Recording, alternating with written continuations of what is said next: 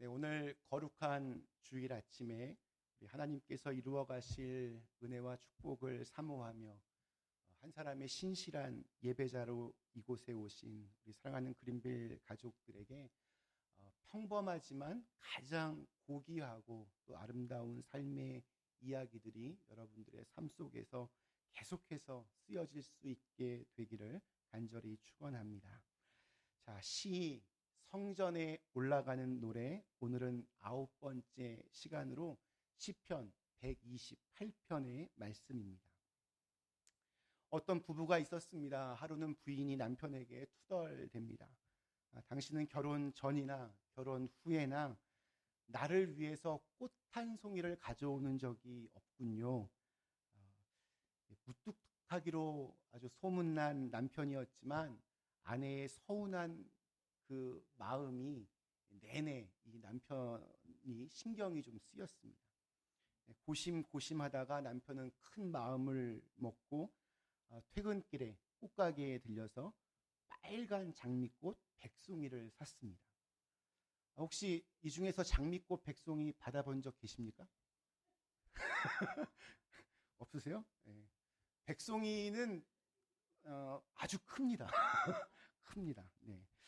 남편인데 그것을 가져갈 것을 상상해 보니까 이게 굉장히 쑥스럽고 또 낯간지럽다는 생각이 들어서 꽃가게 주인에게 장미꽃 보이지 말게 신문지로 꽃을 보이지 않게 포장해 달라고 그렇게 부탁을 했습니다. 장미꽃 100송이를 보이지 않게 신문지로 이렇게 둘둘둘둘 말았으니까 그 생김새가 영 이상했습니다. 집에 들어와서 아내에게 아주 무심하듯이 자, 이거 받아 하면서 꽃을 주었습니다. 그것을 받은 부인의 반응 어떨까요? 네, 두 가지로 나뉘어질 것 같습니다. 하나는 장미꽃 100송이보다는 그걸 포장한 신문지가 먼저 보이는 경우입니다. 아마 그런 경우가 대부분일 것 같습니다. 맛있는 음식이 그 개밥 그릇에 담겨 있는 것처럼 장미꽃 100송이를 받고도 기분이 좋아지는 것이 아니라 기분이 오히려 더 나빠집니다. 이걸 선물이라고 가져왔느냐고 아마 화를 낼 것입니다. 또 다른 경우는 포장한 신문지를 보기보다는 그 내용물인 그 안에 담겨져 있는 장미꽃 100송이를 보는 것입니다. 저 성격에 이걸 사서 가져온 것이 참 대견하다 이런 생각이 들어서 그 마음이 참 고맙고 또 그로 인해서 기뻐해 하는 겁니다. 여러분은 어느 쪽에 더 가까우십니까? 비록 포장은 아주 거칠지만 그 안에 담겨져 있는 내용을 보십니까? 쑥스러움이 많은 남편의 성격을 이해하며 그 안에 담겨져 있는 정성을 먼저 보십니까? 아니면 그 포장에 거친 것이 먼저 들어오면서 기분이 나빠지십니까? 다시 말해서 상대방의 어떤 진심, 속마음을 보십니까? 아니면 그냥 겉에 드러나는 모습을 보십니까? 물론 보기 좋은 떡이 먹기도 좋다고 포장도 예쁘게 했으면 더 나았을 것입니다. 그러나 무뚝뚝한 남편에게 그 일이 굉장히 어려운 일일 수도 있다는 생각을 해야 합니다. 중요한 것은 남편이 큰 마음을 먹고 장미꽃 100송이를 샀다는 사실입니다. 아내가 서운해하는 그 마음을 헤아려서 나름 큰 마음 먹고 자기의 애정을 표시한 것입니다. 남편이 애정을 표시하는 그 마음, 이것이 중요합니다. 그 마음을 만나는 것이 중요합니다. 그런데 형편없는 그 포장을 물고 늘어져서 잔소리하고 바가지를 긁으면 그것은 아내 자신에게도 그리고 부부관계를 위해서도 별로 좋은 선택이 아닐 것입니다. 지혜로운 부인은 그렇게 반응하지 않습니다.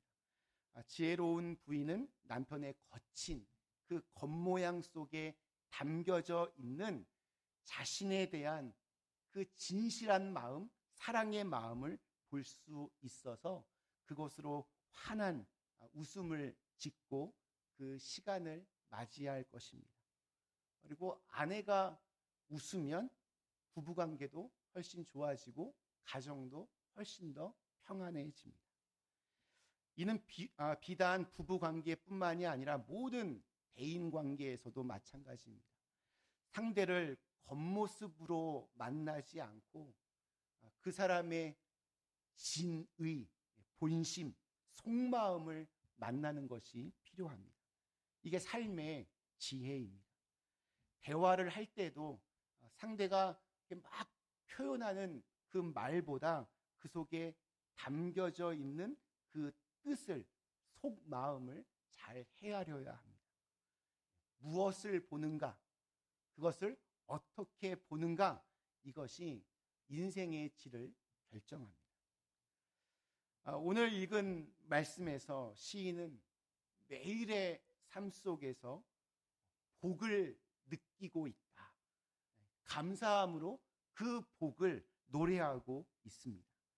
우리 성경을 보면 1절에 복이 있도다, 2절에는 내가 복되고 형통하리로다, 또 4절에는 이같이 복을 얻으리로다, 5절에 내게 복을 주실지어다 라고 말합니다. 그러니까 한마디로 지금 시인은 복을 선언하고 있습니다. 그런데 아주 특히 영어 표현으로 보면 더 선명하게 드러나는데 아주 중요한 특징이 있습니다. 자기 스스로 행복하다고 느끼는 것도 중요하겠지만 여기서 이 복을 얻는다라고 하는 것은 수동적으로, 수동태로 그렇게 쓰여져 있습니다. 이것은 행복을 느끼는 자는 나 자신이겠지만 그 행복을 주는 주체가 따로 있다는 것입니다. 그분이 누구이겠습니까? 바로 하나님이십니다.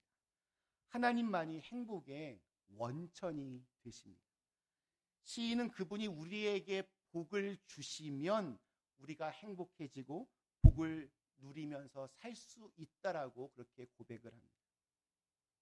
자, 그러면 지금 성경에서 말하고 있는 복, 이게 어떤 것일까요? 우리 오늘 읽은 시편 128편을 한번 차근차근 살펴보도록 하겠습니다. 첫 번째 성경이 말하는 행복, 일하는 것과 먹는 행복입니다. 우리 2절 말씀, 내가 내 손이 수고한 대로 먹을 것이다. 내가 복되고 형통하리로다. 내 손이 수고한 대로 먹을 수 있는 복이 내게 주어졌다는 겁니다. 일확천금을 꿈꾸는 것은 기독교 신앙과는 거리가 멉니다. 많은 사람들이 복권에 당첨되어서 한 방에 인생 역전을 그렇게 꿈꾸기도 하는데 성경적이지 않습니다. 또 도박과 신앙은 이게 같이 갈 수 없습니다. 우리 연합감리교회에서는 소셜 프린시플이라고 이렇게 사회 신경이라고 하는 규정집이 있습니다. 그곳에 어떤 운을 통하여서 재산을 획득하는 복권을 포함한 모든 종류의 도박을 개인의 영성과 사회의 도덕성에 심각한 위협이라고 그렇게 규정을 합니다. 만약에 목사인 제가 몰래 복권을 샀는데 그게 1등에 당첨이 되면 알리면 안 됩니다. 조용히 있어야 됩니다. 왜냐하면 이게 교단의 규정을 따르지 않았기 때문에 아마 징계를 받거나 아마 잘리게 될 것입니다. 성경적인 가르침은 수고한 대로, 일한 대로 정직하게 노동의 대가를 받는 것입니다. 그래서 땀 흘리는 것을 소중하게 여겨야 합니다. 공짜로 놀면서 먹는 것을 좀 경계해야 합니다. 그것은 축복이 아닙니다. 우리 기독교는 일을 소중하게 여깁니다. 일하지 않고 먹고 마시는 것은 게으름의 표시요, 죄악의 표시로 펴시라고까지 경고합니다. 왜냐하면 내가 일할 수 있다는 것이 바로 하나님의 축복이기 때문입니다. 하나님께서는 인간을 만드시고 그를 에덴 동산으로 이끌고 오셨습니다. 그리고 하나님께서 이 첫 인간 아담에게 하신 말씀은 다른 것이 아니었습니다. 에덴 동산을 지키라는 것이었습니다. 인간에게 제일 먼저 수고하고 일할 것을 명하셨습니다. 그러니까 일하는 것이 축복이라고 우리에게 가르치고 있습니다. 하늘과 땅을 만드시느라 하나님께서도 노동을 하셨으니 너도 이 땅에서 수고하고 일하고 땀 흘리라는 것입니다. 하나님께서 일하신 결과물에 대해서 보시기에 좋았더라, 즐거워하시고 기뻐하신 것처럼 너도 수고하고 땀 흘려 만든 작품들을 보면서 기뻐하고 좋아하라고, 즐거워하라고 그렇게 말씀하고 있습니다. 그런데 인간이 죄를 지으면서 이 일은 이제 괴로운 노동으로 바뀌었습니다. 축복받은 노동이 내게 거리끼는 괴로운 짐으로 이렇게 바뀌게 된 겁니다. 그래서 하나님께서는 이것을 다시 회복하라고 말씀하십니다. 예수님께서는 이 땅에 오셔서 가난한 자, 외로운 자, 소외된 자들을 만나시고 하나님의 나라를 선포하셨습니다. 또 그들의 질병을 고쳐주셨습니다. 이것을 못마땅하게 여겼던 종교인들이 예수님을 향해서 묻습니다. 당신은 왜 이 일을 하십니까? 그때 예수님께서 하신 유명한 말씀이 있습니다. 하나님께서 일하시니 나도 일한다. 예수님께서는 생명의 일, 회복의 일, 치유의 일, 하나님께서 주시는 풍요의 일을 감당하시면서 나도 일한다라고 그렇게 말씀을 하십니다. 우리가 아는 그 일도 바로 예수님께서 하셨던 그 일일 것입니다. 그러므로 우리는 어두운 그 그림자로 꽉 차 있는 노동에 대한, 일에 대한 고정관념을 좀 바꿀 필요가 있습니다. 일할 수 있는 것이 축복입니다. 또한 먹는 것도 축복입니다. 죽음 앞에 서 있는 사람들이 꼭 하는 이야기가 있습니다. 이제 먹고 싶은 게 없습니다. 이제 먹을 힘도 없습니다. 여러분, 지금 식욕이 있으십니까? 먹고 싶은 것이 있으십니까? 그렇다면 그건 살아있다는 증거이고 또 하나님의 큰 축복입니다. 먹는 것을 너무 탐하는 것도 문제겠지만 먹는 것을 즐거워할 줄 알아야 살아있는 복을 누릴 수 있습니다. 언제 우리가 가장 맛있게 음식을 먹을 수 있을까요? 열심히 일하고 수고하여 땀 흘리고 배가 고플 때, 그때 가장 음식을 맛있게 먹을 수 있습니다. 그런 의미에서 이 노동과 식욕은 서로 연결되어 있고 또 건강과 행복도 그렇게 연결되어질 수 있습니다. 오늘 읽은 시에서 등장하는 두 번째 행복은 바로 가족의 축복입니다. 3절과 4절의 말씀입니다. 내 집 안방에 있는 네 아내는 결실한 포도나무 같으며 내 식탁에 둘러앉은 자식들은 어린 감람나무 같으리로다. 여호와를 경외하는 자는 이같이 복을 얻으리로다. 어떤 남자분은 이 구절을 읽으면서 그런데 저는 포도나무가 왜 그렇게 무섭게 느껴지는지 모르겠습니다, 이렇게 말하는 분도 있습니다. 물론 농담이겠지만 포도나무가 어떻게 무섭게 다가오겠습니까? 아름다운 결실의 나무입니다. 하나님은 남자 아담을 창조하신 후에 그가 혼자 있는 것이 보기 싫다고 하셨습니다. 그래서 여자 이브를 창조하셨습니다. 둘이 함께 있는 모습을 보시면서 보기가 좋구나 말씀하셨습니다. 하나님께서 제일 먼저 만드신 공동체가 바로 이 가족 공동체입니다. 특별히 부부입니다. 하나님께서는 부부를 서로 사랑하고 사랑받고 위로하고 또 위로받는 축복의 공동체로 만드셨습니다. 그래서 부부관계가 힘들어지면 이것만큼 힘든 일이 없습니다. 아무리 밖에 나가서 돈을 많이 벌고 출세하여도 집에 들어와서 매일같이 부부싸움을 한다면 이것만큼 서로에게 괴로운 일은 없을 것입니다. 그런데 사랑을 좀 연습해야 됩니다. 사랑은 저절로 되지 않습니다. 사랑은 의지와 감정이 함께 묶여 있기 때문입니다. 억지로라도 사랑의 훈련을 해야 합니다. 사랑하는 사람과 함께 사는 축복을 우리가 좀 꼭 누렸으면 좋겠습니다. 그런데 한 사람과 오래 산다는 거 이게 쉽지가 않습니다. 때로는 지겨워질 때도 있고 또 짜증날 때도 있습니다. 저는 그렇지 않습니다. 내가 이 사람과 왜 이렇게 오래 살았는가 후회가 될 때도 있습니다. 그러나 인생에서 가장 큰 충격이 무엇인지 또 언제인지 아십니까? 사랑하는 사람이 떠나갈 때입니다. 미우나 고우나 함께 있었던 그 사람이 갑자기 내 눈앞에서 사라져 버린 그 순간,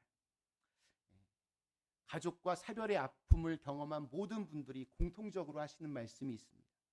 살아있을 때 더 잘해주지 못한 것이 후회가 됩니다. 사실 이건 우리 이금래 권사님이 저한테 가장 많이 하시는 말씀 중에 하나입니다. 지금 내 곁에 있는 사람들을 귀하게, 소중하게 바라보고 또 대할 수 있도록 내 지금 감정은 그렇지 않지만 그걸 억누르면서 의지적으로, 의도적으로, 의식적으로 노력해야 하는 이유입니다. 자녀들에게도 마찬가지입니다. 자녀들 내 마음대로 안 됩니다. 내 마음대로 따라오지 않을 때 우리 부모들이 자주 하는 말이 있습니다. 내가 너를 어떻게 키웠는데, 내가 너를 위해서 얼마나 고생했는데. 다시 한 번만 좀 되돌아보면 이 말이 얼마나 잘못된 것인지를 깨닫게 됩니다. 우리는 종종 자녀들에게 굉장히 무례합니다. 자녀들에게 예의를 지키지 않습니다. 우리가 자녀를 통해서 빼앗긴 그 세월과 에너지보다 그들을 통해서 받았던 기쁨과 감사와 용기와 격려가 수백 배, 수천 배 더 크지 않겠습니까? 우리 조금 전에 불렀던 찬송가처럼 식탁에 온 가족이 둘러앉아 밥을 먹는 거, 이건 정말 큰 축복입니다. 생각보다 가족들이 그렇게 한 자리에 둘러앉아서 정겹게 밥을 먹는 것이 이게 참 쉽지가 않습니다.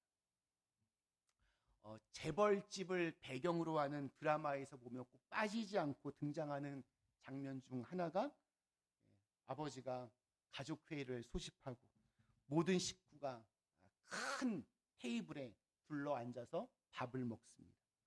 그런데 그 식탁에 온기가 전혀 느껴지지 않습니다. 그러다 결국 재산 문제 가지고 서로 싸우다 결국에는 누군가가 그 식탁 테이블을 팍 차고 나갑니다. 세상적으로 성공한 것 같은데 가정적으로 실패한 사람 얼마나 많은지 모릅니다. 혹 세상적으로 크게 성공하지 못했을지라도 가정에서 성공한 사람은 행복합니다. 그러나 아무리 세상적으로 크게 성공하였다 하여도 가정적으로 성공하지 못했다면 그는 궁극적으로 행복하지 못합니다. 왜냐하면 가정이 세상보다 더 크고 중요하기 때문입니다. 잠언 17장 1절에 이런 말씀이 있습니다. 마른 떡 한 조각만 있고도 화목한 것이 제육이 집에 가득하고도 다투는 것보다 나으니라. 정말 그렇습니다. 언제라도 가족 모두가 행복한 밥상을 함께 나누는 축복이 우리에게 있기를 간절히 축원합니다. 우리 세 번째 행복이 우리 5절과 6절에 이렇게 쓰여져 있습니다. 여호와께서 시온에서 내게 복을 주실지어다. 너는 평생에 예루살렘의 번영을 보며 내 자식의 자식을 볼지어다. 이스라엘에게 평강이 있을지로다. 개인의 복, 그 다음 가정의 복, 이제 공동체의 축복으로 점점 확대되고 있습니다. 불평에는 전염성이 있습니다. 그런데 감사하게도 이 행복에도 전염성이 있습니다. 내가 기뻐하면 상대방도 기뻐합니다. 내가 감사하면 상대방도 감사합니다.